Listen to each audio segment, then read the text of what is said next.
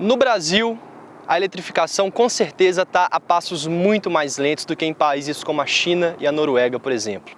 Mas dá para dizer que pelo menos os híbridos estão começando a ganhar as ruas.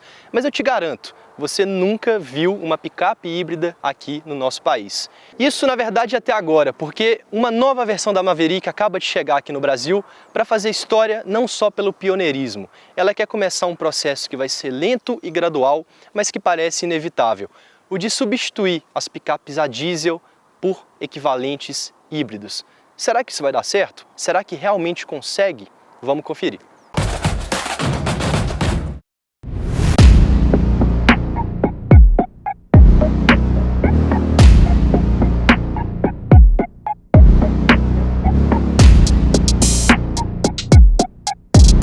Mas antes de te contar tudo sobre o novo Ford híbrido do mercado, não se esquece, claro, de escanear o QR Code que está aparecendo aqui na sua tela e assinar a 4 Rodas. A gente fala de picapes que já chegaram, as que estão chegando e de algumas que nem chegaram ainda. Na revista, no site, nas redes sociais, se você quer ficar bem informado para ter a melhor informação possível na hora de comprar a sua picape, você já sabe, é aqui na 4 Rodas.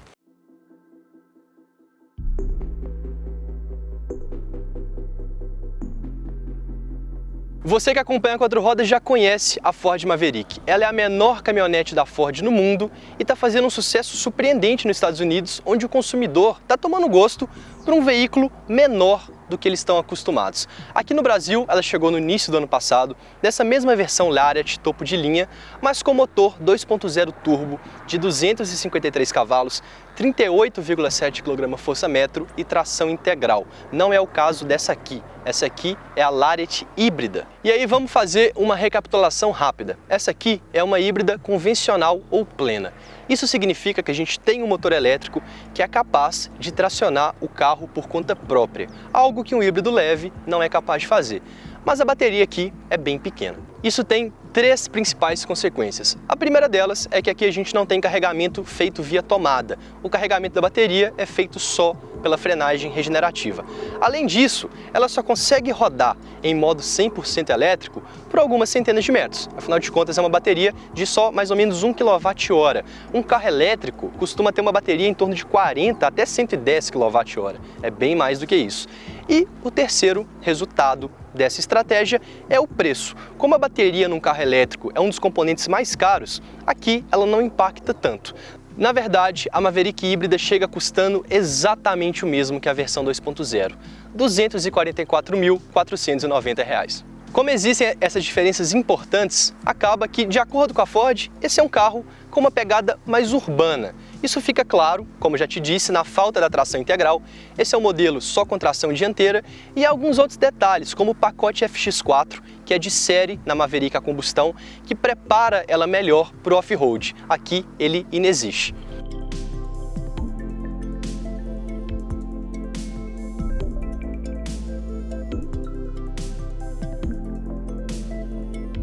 Bom, e falando sobre mecânica, aqui debaixo do capô a gente tem uma solução bem engenhosa. O motor elétrico ele funciona junto ao motor a combustão em ciclo Atkinson. Para você entender direitinho o que é ciclo Atkinson, é só clicar no link que está aparecendo na sua tela ou na descrição do vídeo, que tem uma matéria bem completinha que a gente te explica em texto e com boas ilustrações, porque é um conceito um pouco mais complexo. Mas em linhas gerais, ele basicamente altera o funcionamento das válvulas para aproveitar melhor o movimento dos pistões e dessa forma ser mais econômico. Mas claro, tem uma pegadinha nisso, que é o fato da potência específica ser menor no ciclo Atkinson em relação ao motor mais convencional. Qual que é a solução que as fabricantes adotam para compensar isso? Fazer um motor grande. Esse motor aqui é um motor 2.5, um tamanho incomum ao que a gente está acostumado, mas que funcionando junto ao elétrico rende bem. São 194 cavalos e 21,4 kgfm, ou seja, é uma potência superior a um bom motor 1.3 turbo e torque equivalente ao de um carro 1.0 turbo, que ele é instantâneo. É sempre bom lembrar isso porque faz bastante diferença, principalmente na cidade.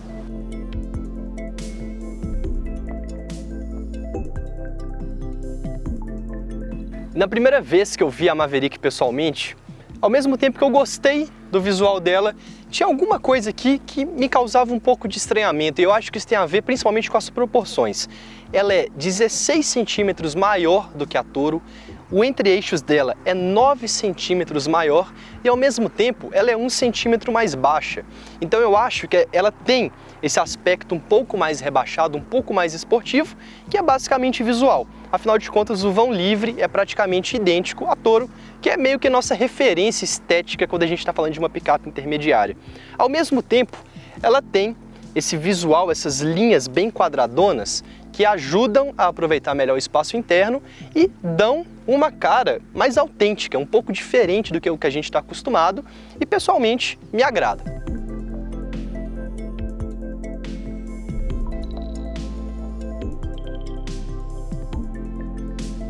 E aí algo não tão incomum, mas de certa forma polêmico, é o aspecto visual da dianteira, que é agora meio que unificado entre todas as picapes da Ford. Essa combinação de lanternas em C e essa régua que une as duas extremidades é meio que um padrão. A F-150 é assim, a nova Ranger, que está chegando no Brasil, é assim também, e a Maverick é assim também. As três picapes da Ford têm uma frente bem parecida. É engraçado, quando você vê uma do lado da outra, realmente parece uma família, e é essa a ideia, de que as virtudes de uma se transmitam à outra através da semelhança visual.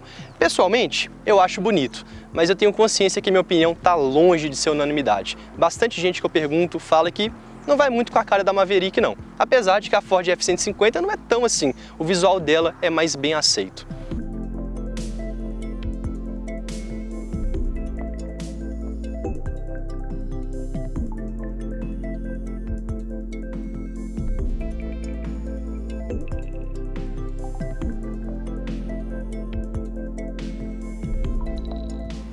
E aí, para fechar esse tour externo, claro, a gente tem a caçamba, cujo comprimento, considerando a parte da tampa, é de 1,85 m e uma capacidade de carga que não é tão grande, são só 659 kg. A título de referência, a Toro Diesel leva 1.010 kg. Mas a Ford acredita que isso não vai ser um problema muito sensível não, porque o consumidor da Maverick híbrida é um consumidor mais urbano, que não vai levar tanto peso aqui. A capota não é de série, apesar de que a Ford tem o opcional da capota com rebatimento elétrico. E aí, pensando nesse consumidor urbano, o que eu imagino que seja talvez o maior problema é a questão da vedação.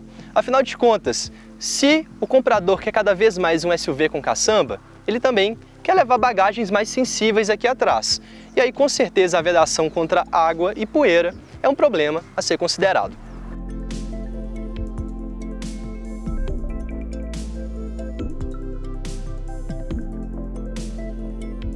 E aqui atrás, dois detalhes interessantes. O primeiro deles é visível, essa janelinha elétrica que você consegue abrir apertando o botão na parte de baixo do painel.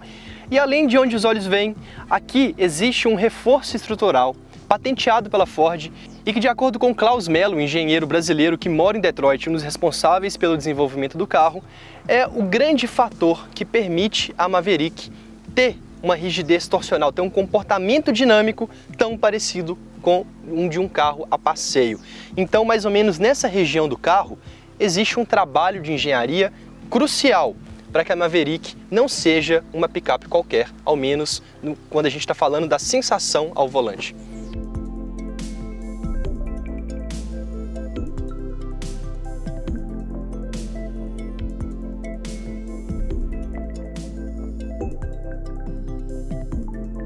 O interior da Maverick chama atenção logo pela combinação de cores. Além desse tom em bronze, a gente tem o preto e dois tons de cinza, um cinza mais claro e um cinza um pouco mais azulado. Verdade seja dita, quase toda a cabine é revestida de plástico duro. É algo difícil de ser defendido nessa faixa de preço, mas dá para ser amenizado com a informação de que são plásticos de boa qualidade. Eles são texturizados e o aspecto é positivo, você percebe que é tudo bem montado e quando você está em movimento não faz barulho. Agora, os bancos têm um revestimento premium, que também estão aqui no topo do console central que esconde um baúzinho, e são bancos bem confortáveis com ajuste elétrico para o motorista. No painel não tem muito segredo.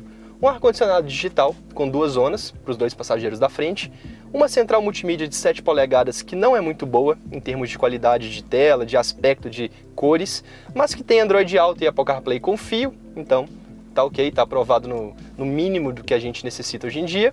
E alguns porta-objetos um pouco estranhos, como esse aqui, assimétrico, à direita da tela, e um pequenininho aqui. Agora, tem algumas coisas que eu acho que nessa faixa de preço não são muito legais não.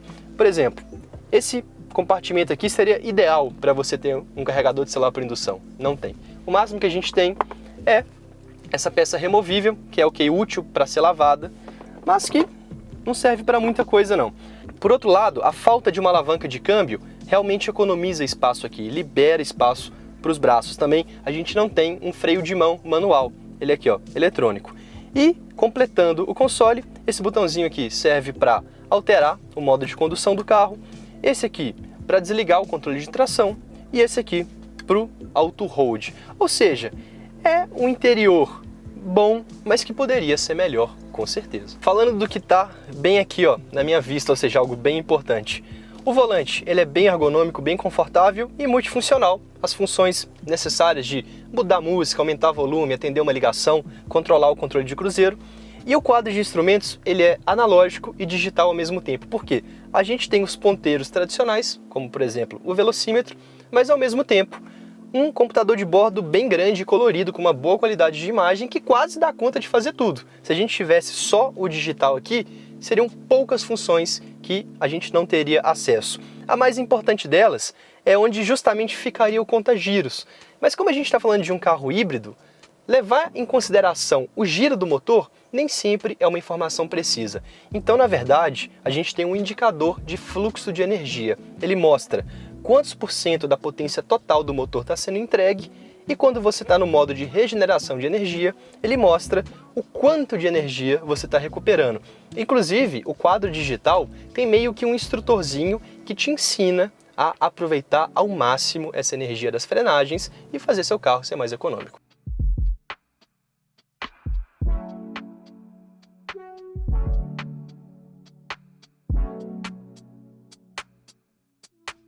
Aqui atrás o pesadelo das picapes não é tão assustador assim, eu estou falando do espaço interno. O banco da frente, como sempre, está ajustado por uma pessoa do meu tamanho, 1,82, e esse recuo aqui no encosto permite que os meus joelhos possam ficar confortáveis, com mais ou menos 3 a 4 dedos de distância do estofado. Ou seja, dá para viajar sem aquele aperto. Obviamente quem vai no meio vai apertadinho, né, questão de largura. E falando dos pontos negativos, o principal deles é aqui, ó, a falta da saída de ar na traseira. E uma coisa incomum que incomodou o nosso fotógrafo Fernando Pires, que ele também, assim como eu, é bem atento ao som. A saída de áudio fica aqui, ó, na coluna C. Ou seja, a forma de você amenizar um volume muito alto no ouvido de quem vai atrás, o meu ouvido esquerdo ou o ouvido direito de quem está na direita, é mexendo na equalização do som. É algo realmente diferente. Eu não lembrava de um carro que tem uma saída tão mal posicionada. Mas convenhamos também que com um pouquinho de atenção você consegue contornar esse problema. Fora isso, os bancos são confortáveis, a inclinação deles é boa, você não fica daquele jeito meio desajeitado que as caminhonetes normalmente te deixam. E dá para dizer que andando atrás da Maverick, a sensação é bem parecida com a de um SUV compacto. E para uma picape intermediária isso é surpreendente.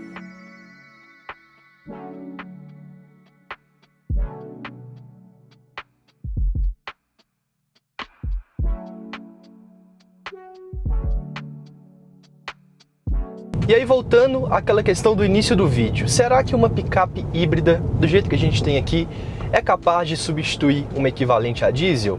Bom, a resposta é depende. Depende principalmente dos seus hábitos. Se você for um usuário mais hardcore, mais barra pesada, eu acho que não. Principalmente por questões como a falta da tração integral aqui na Maverick e a capacidade de carga, que como eu já te disse, está bem longe dos 1.010 kg da Toro. Mas, se você tem uma picape diesel, porque você, por exemplo, mora no interior do Brasil, gosta de pegar longas distâncias parando pouco para abastecer, essa aqui vai te atender sim, tá? No nosso teste, o consumo rodoviário da Maverick foi de 16,3 km por litro. Isso é bem legal, ainda mais se comparado aos 13,8 km da Toro Ultra, que a gente testou pouco antes do facelift, mas que serve como uma boa referência. Com 16,3 km por litro você consegue chegar bem longe e, claro, economizar. Agora, por que a gente tem uma autonomia tão boa? Mais uma vez, por conta desse arranjo bem feito entre o motor elétrico e o motor a combustão. A todo tempo no quadro de instrumentos eu consigo ver como está sendo o fluxo energético desse carro. Nesse momento, por exemplo, eu tirei o pé do acelerador e a diminuição da velocidade está sendo feita pela frenagem regenerativa. Aqui no console eu posso apertar o botão L, que ele vai ampliar a força dessa frenagem. É quase um one pedal, aquele modo de direção que você consegue conduzir o carro só pisando e tirando o pé do acelerador. Então, se eu estou numa descida, eu consigo ter um freio motor que vai carregar essa bateria e permitir ao motor elétrico funcionar cada vez mais. Inclusive, a gente está chegando numa pequena descida e se eu der só um totozinho no acelerador para ganhar um pouquinho de velocidade, só o motor elétrico entra. Quando o carro é um pouco mais exigido em altas velocidades, aí os dois motores começam a funcionar juntos. Foi aquilo que eu já te falei em outros vídeos, é principalmente a forma que a fabricante consegue fazer com que todos esses recursos mecânicos funcionem que garante o sucesso ou o fracasso do híbrido quando o assunto é economia. Eu acho que aqui na Maverick a Ford realmente conseguiu sucesso. E aí, em quesito de dirigibilidade, a gente tem coisas que não são intrínsecas a um carro híbrido, mas que são virtudes da Maverick, inclusive da 2.0. Principalmente a questão da dirigibilidade. É um carro bem confortável na estrada. Quando você faz curvas, principalmente quando você percebe uma das grandes virtudes desse carro, que é o conjunto de suspensão. Aqui na frente é independente, o McPherson, bem comum, e lá atrás é eixo de torção. Mas a Ford, ela tem um sistema patenteado de molas que elas fazem uma vetoração não só vertical. É um pouco complexo, mas quando a gente entende isso de uma maneira simplificada, fica bacana de entender. Se você comprime uma mola, ela vai fazer uma força só para cima. Graças a esse sistema que a Ford conseguiu desenvolver por conta própria, as molas que estão ali atrás, elas não fazem uma força só para cima, elas têm um componente lateral também.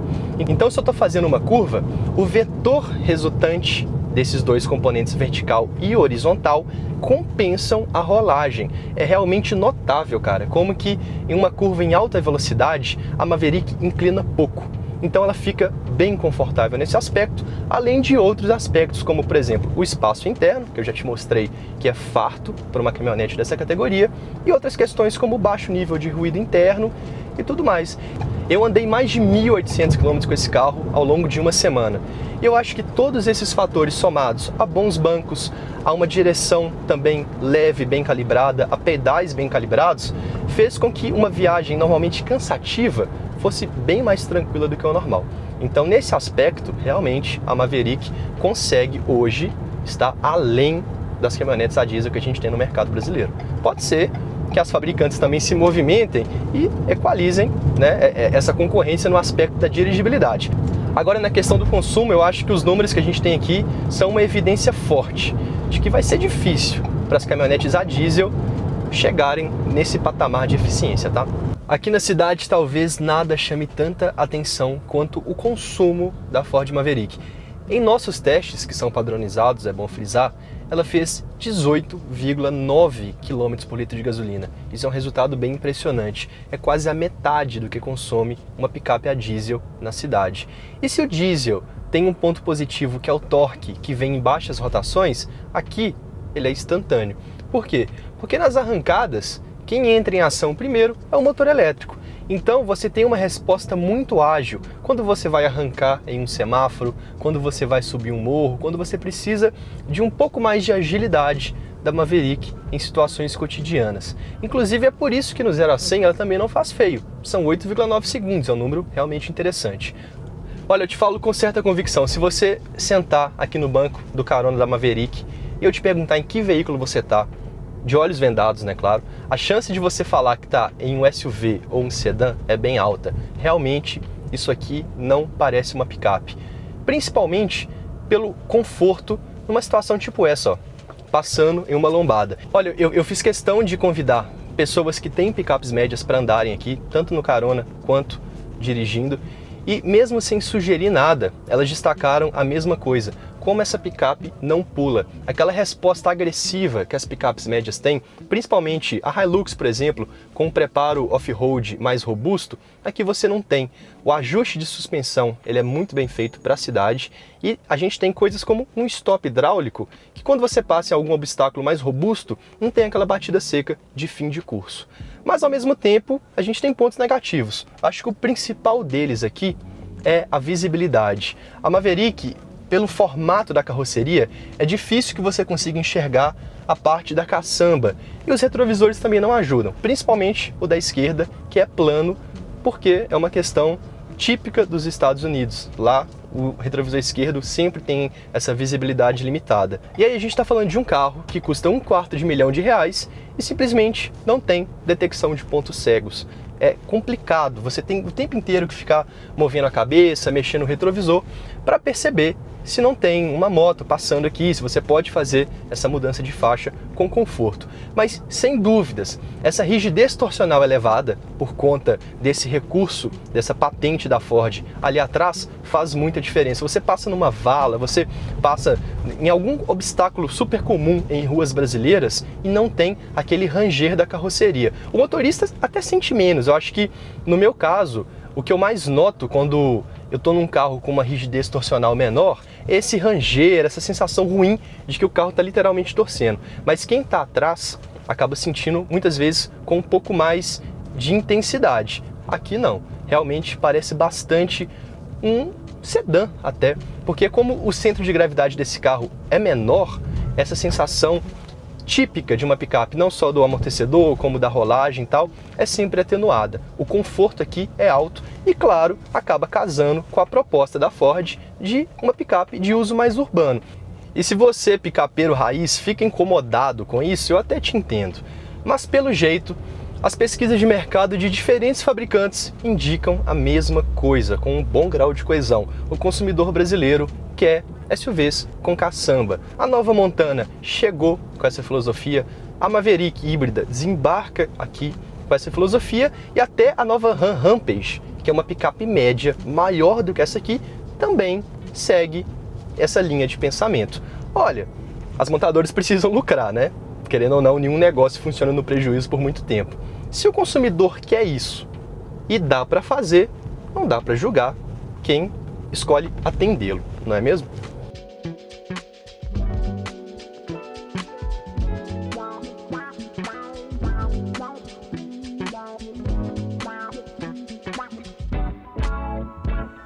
Mas agora eu quero saber de você. Imagina que pingou o Pix na sua conta com o valor exato para comprar uma das duas versões da Maverick. Lembrando que é você que vai pagar a gasolina e que você vai utilizá-la no seu dia a dia com base na sua rotina, nos seus gostos. Qual das duas você prefere e por quê? Deixa aí nos comentários e acompanhe um capítulo importante dos veículos aqui no Brasil, a chegada das picapes híbridas. Tem mais coisa chegando, tá? E para você ficar por dentro de tudo, você já sabe, é aqui na Quatro Rodas, porque aqui a gente faz jornalismo. Valeu!